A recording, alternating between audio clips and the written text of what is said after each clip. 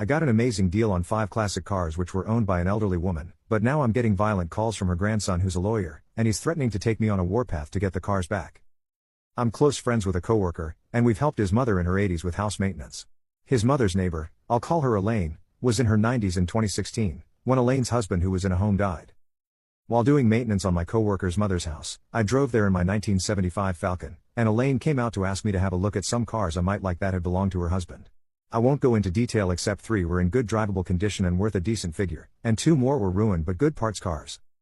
At the time I couldn't afford anywhere near what they were genuinely worth. 2 are at least in the top 5 desirable Australian classics. I told her what they could fetch on the open market, but she was happy to take $5,000 for all 5 cars, well under their value.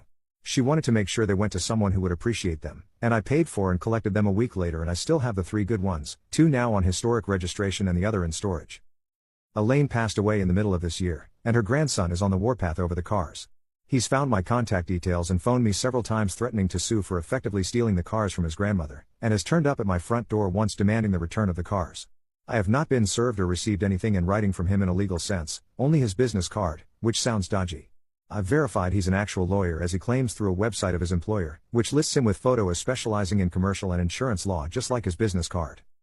I'd have expected if there was a real legal issue with the ownership of the cars it would be in relation to the grandmother's estate proceedings, and I'd be contacted by mail by someone acting as executor, not via phone calls and doorstop visits by one angry smug bastard acting like it's happening between me and him alone. Since I'm not a lawyer and my presumptions could be completely out, I'm posting here. If need be I could now afford the market price of all the cars.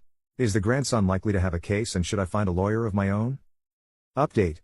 I spoke with my coworker about the issue and he talked with his mother who clued me into her neighbor, Elaine, from my previous post, not having any grandsons.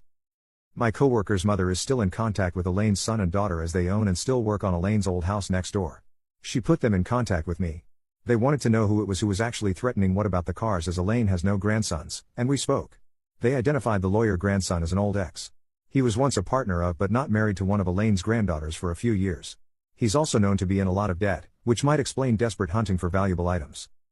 Elaine's son and daughter reiterated that their dad had left instructions to Elaine for the cars to go to someone who'd cherish them, and they were happy they did, and glad to hear from me that they're still being looked after together. I haven't contacted the faux grandson's law firm yet.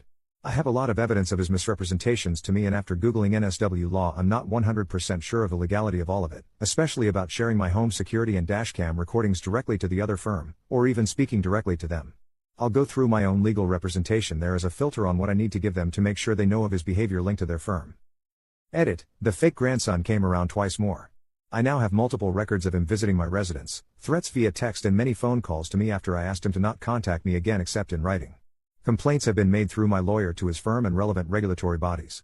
I informed him of the complaints on Thursday and reiterated not to contact me again, and I haven't heard a peep from him since.